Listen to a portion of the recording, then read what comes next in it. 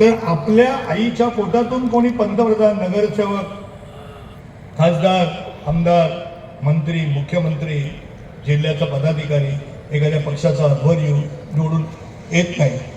कर्तृत्वाने, विचाराने, परमेश्वराच्या आशीर्वादाने, कार्यकर्त्यांच्या घामातून आपल्याला सगळ्यांना ही पदं मिळालेली आहेत. आणि म्हणून आपण ज्या पदावर गेलो, जनतेच्या दोन प्रकारचं त्या ठिकाणी माणसं या देशामध्ये आहेत की एक अतिशय गरीब आहे, दुसरी मध्यमवर्गीय आहे, मुठभर श्रीमंत आहेत. या तिन्हींचा समन्वय साधून राजकारणामध्ये जिल्हा परिषद सदस्यापासून तर मुख्यमंत्री पदापर्यंत गेलेल्या व्यक्तीने त्या ठिकाणी समतोल साधून, मी लोकांचा प्रतिनिधी आहे, जनतेचा प्रतिनिधी आहे, जो नगरसेवक असतो, जो आमदार आहे, जो मंत्री आहे, त्याला जनता मायबाप सरकार म्हणतात. राजाला मायबाप सरकार म्हणायचं. आता आताच्या काळातला राजा कोण?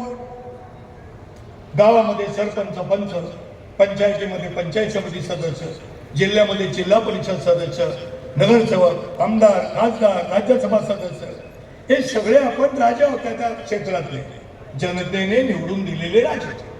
पूर्वी राणीच्या कोट्यात जन्माला यायचा तो राजा व्हायचा, लुळा, पांगळा, व्यसनी, लोकांना लुटणारा, बदपैली असा.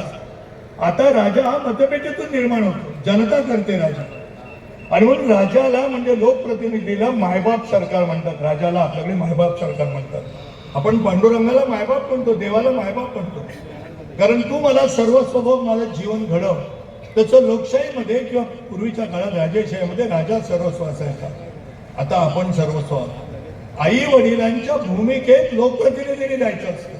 आमदारांनी, खासदारांनी आई वडील डोळ्यात तेल घालून जसं मुलांचं संगोपन करतात, मुलीचं लग्न वेळेवर झालं पाहिजे, मुलाला नोकरी मिळाली पाहिजे, आरोग्याची व्यवस्था झाली पाहिजे, भविष्य उज्ज्वल झालं पाहिजे, त्यांचं कल्याण झालं पाहिजे, कुटुंब एकत्र राहिलं पाहिजे, ही जसं आई वडील डोळ्यात तेल घालून बघतात, तसेच जनतेचं कल्याण हे आपण बघितलं पाहिजे.